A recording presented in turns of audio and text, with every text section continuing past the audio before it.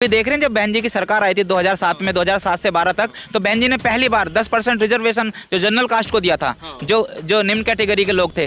तो अभी क्या है, ये तो ऐसा नहीं कर रहे हैं दिल्ली के अंदर, इन्होंने तो कुछ भी नहीं करा ऐसा। इनके मैनिफेस्टो बेकार, ये बेकार। हमारा मैनिफेस्टो है कॉन्स्टिट्यूशन, कॉन्स्टिट्यूशन को इंप्लीमेंट करेंगे अच्छे तरीके से, जिससे ना तो कोई भूखा सोएगा, ना अशिक्षित रहेगा। हॉस्पिटल और सरकारी जितनी भी संस्थाएं वो ठीक जो मतलब अच्छी तरीके से काम। बहुत ज़्यादा यूपी चुनाव के साथ साथ थोड़ी सी बात हम दिल्ली के आने वाले नगर निगम चुनाव की भी कर लेते हैं, लेकिन एक सवाल यूपी को लेकर ज़रूर करेंगे। मेरे साथ सुनील कुमार जी हैं, अधिवक्ता हैं, आप देख सकते हैं इनकी पोशाक से, बहुत ही जुझारू वकील हैं। और पिछले दिनों बीएसपी दिल्ली प्रदेश में बहुत सारे वकीलों का आगमन हुआ है, फॉर्मल रूप से पार्टी में भी जुड़े हैं, और आप भी ज़िला में पदाधिकारी हैं, जोन कोड जी। तो सर, मैं नगर निगम को लेकर सवाल आपसे करूँ इससे पहले कि 14% का वोट था, वो चला गया, उसको कैसे वापस लेंगे? वो वोटर जो है दिल्ली में मौजूद है अभी। देखिए, सबसे पहले तो मेरा सबको क्रांतिकारी जय भीम। 14% अगर वोट की हम बात करते हैं, तो जो आम आदमी पार्टी आई थी तो सब कहते हैं कि वो वोट बैंक खिसक गया। वो खिसक गया कि एक जो केजरीवाल की सरकार है, केजरीवाल ने एक लॉलीपॉप लोगों को दिया था कि मैं आऊँगा, बिजली पानी फ्री दूंगा, लेकिन लोगों को ये नहीं पता था कि इसके बदले में रोजगार भी छीन लेगा हमारे, ये हमारा स्वाभिमान, मान सम्मान और शिक्षा और रोटी कपड़ा मकान सब छीन लेगा। अभी क्या देखो, आप ये देखिए कि जितना भी जो अब दिल्ली में आप देखेंगे कि लोगों के पास रोज़गार नहीं है, शिक्षा के लिए स्कूल बंद कर दिए हैं, लोग राशन की लाइन में लगे हुए हैं।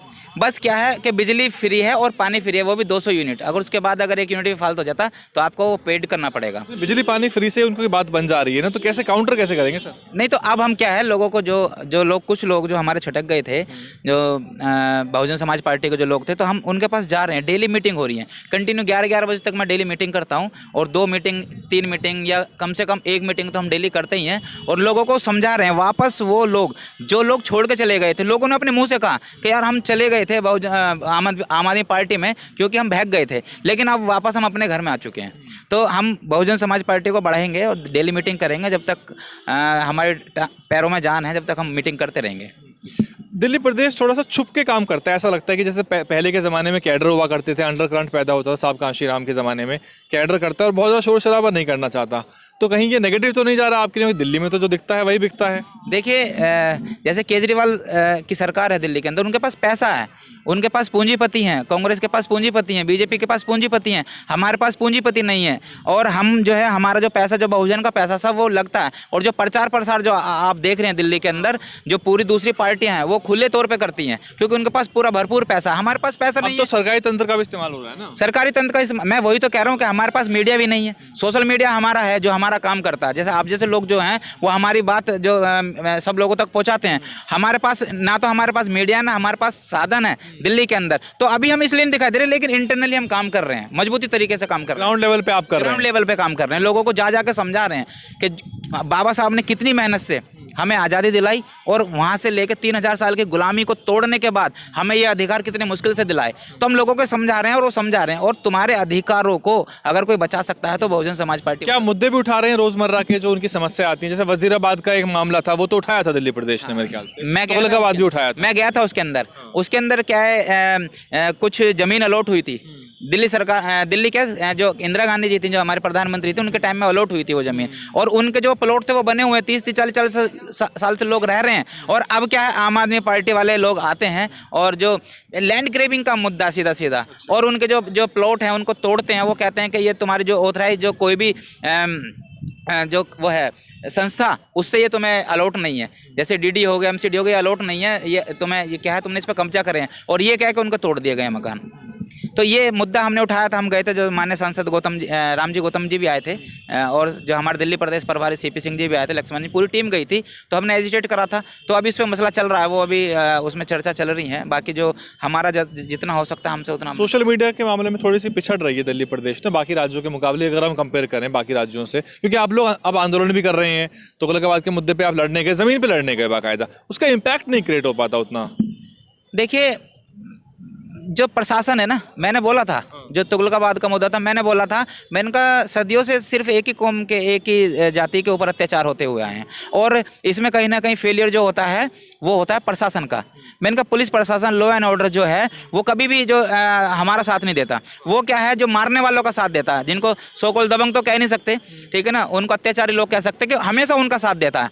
तो हम लोग यहाँ पे फेलियर कर जाते हैं कि जब अगर हमारी सरकार होगी, हमारे लोग होंगे, तो डेफिनेटली हमारी बात रखी जाएगी, और जब तक हमारे प्रशासन में लोग नहीं है तो शायद हमारी जो कंडीशन है जो कि तो बनी रहेगी।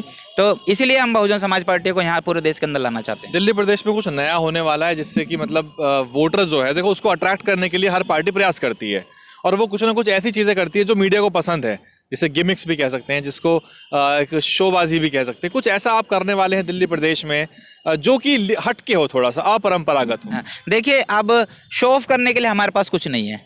हमने सीधे सीधे बोला है कि हम आपको बिजली पानी कुछ भी फ्री नहीं देंगे, हम पेड करेंगे, लेकिन हम सीधे सीधे हमने बोला कि हम आपको रोजगार देंगे, हम आपको नौकरियां देंगे, हम आपके जो जो जो बच्चे पढ़ रहे हैं उनको जो खाना नहीं खिलाएंगे, उनके माँ बाप को रोजगार देंगे। तो जब रोजगार से पैसा जो आएगा उससे वो अच्छा वेल ड्रेस होगा, एजुकेशन में भी अच्छा खर्च करेगा, खाएगा भी अच्छा, सब कुछ अच्छा करेगा। तो फ्री का कुछ भी मुद्दा हमने नहीं दिया, हम पेड देंगे, लेकिन हम रोजगार और नौकरी देंगे। एक सवाल है मेरा, आम आदमी पार्टी ने बहुत सारे वादे अपने घोषणा पत्र में किए थे, जैसे आउटसोर्सिंग को खत्म कर देंगे, कॉन्ट्रैक्ट भर्तियों को पक्का कर देंगे, टीचरों की भी अभी आप देख रहे होंगे कि केजरीवाल साहब पंजाब में जाके पंजाब की टीचरों के साथ खड़े हो रहे हैं, जबकि दिल्ली के जो टीचर हैं, गेस्ट टीचर, यहाँ धरना कर रहे हैं। तो इन मुद्दों क्यों नहीं उठा रहे आप लोग? देखिए, जो अभी आपने बोला आबकारी नीति का मुद्दा है, बहुत सारी चीजें हैं। मैंने बोला हमारा मुद्दा, हमारा क्या है, हमारा जो मैनिफेस्टो है वो कॉन्स्टिट्यूशन है। कॉन्स्टिट्यूशन के अंदर सारी चीजें लिखी हैं। अगर कॉन्स्टिट्यूशन पूरी तरीके से इंप्लीमेंट होता, अभी देख रहे हैं जब बहन जी की सरकार आई थी 2007 में, 2007 से 12 तक, तो बहन जी ने पहली बार 10% रिजर्वेशन जो जनरल कास्ट को दिया था, जो निम्न कैटेगरी के लोग थे। तो अभी क्या है, ये तो ऐसा नहीं कर रहे हैं दिल्ली के अंदर, इन्होंने तो कुछ भी नहीं करा ऐसा। इनके मैनिफेस्टो बेकार, ये बेकार। हमारा मैनिफेस्टो है कॉन्स्टिट्यूशन को इम्प्लीमेंट करेंगे अच्छे तरीके से, जिससे ना तो कोई भूखा सोएगा, ना अशिक्षित रहेगा। हॉस्पिटल और सरकारी जितनी भी संस्थाएं हैं वो ठीक जो मतलब अच्छी तरीके से काम। बहुत ज्यादा आदर्शवाद नहीं हो गया आपको लग रहा है आज के जमाने में, इस डायनामिक एनवायरनमेंट में ये बातें बहुत ज्यादा आदर्शवादी हो गई हैं? कौन सी वाली? जो आप कह रहे हैं कि सबको संविधान के हिसाब से ठीक होगा, लेकिन जो जनता है उसको तो इमीडिएट बेनिफिट चाहिए ना, तो वो डायनामिक हो गया एनवायरनमेंट बहुत ज्यादा। वो तो पूछती है कि हमारे लिए क्या कर दोगे डायरेक्टली? नहीं, ये तो लोगों को सोचना पड़ेगा, ये इस पे विचार करना पड़ेगा, मंथन करना पड़ेगा कि हमें कुछ पेशेंस रखना है। अगर एग्जैक्ट एकदम चाहिए, तुरंत चाहिए, तो देखो ना, फिर लड़ाई लड़ेंगे आप सफाई कर्मचारियों की, कॉन्ट्रैक्टर में लड़ाई लड़ेंगे आप? बड़ा आंदोलन खड़ा करेंगे दिल्ली में? लड़ूंगा, पूरे देश की लड़ूंगा। आप नहीं, दिल्ली प्रदेश की बात कर रहा हूं। मैं क्या कह रहा हूँ, मैं दिल्ली प्रदेश की भी लड़ूंगा, मैं अपनी भी लड़ूंगा, मैं पूरे देश की लड़ूंगा। जहाँ जैसे अभी मैं जिला जोन कोऑर्डिनेटर हूँ, तो मैं उस लेवल पे लड़ रहा हूँ। जिस दिन मैं प्रदेश अध्यक्ष बनूंगा, जिस दिन या मैं प्रदेश पे जाऊंगा, तो मैं उस दिन प्रदेश लेवल की लड़ूंगा। जिस दिन मैं राष्ट्रीय पे जाऊंगा तो मैं राष्ट्रीय की लड़ाई लड़ूंगा। बहुत बहुत धन्यवाद सुनील जी। बहुत बहुत थैंक यू। मुद्दे दिल्ली में बहुत सारे हैं, और जो दिल्ली का SC ST OBC है उसका तो हर तरह से नुकसान ही नुकसान हुआ है। चाहे वो स्पेशल जो कंपोनेंट प्लान होता है उसका पैसा तो कोई हिसाब है ही नहीं, और हिसाब मांगने वाला भी कोई नहीं है। वास्तविकता तो ये है कि जहाँ पे अधिकारों का हनन हो रहा है वहाँ पे आम आदमी पार्टी से या BJP से सवाल करने वाला है नहीं कोई। दिल्ली की जो जनता है वो तो इतने ज़्यादा एक तरह से जागरूक है या नहीं है, या फिर वो बहुत ज़्यादा ही एक तरह से मजबूत या कॉम्पिटेंट हो गई है कि वो इन मुद्दों को मुद्दा नहीं मानती।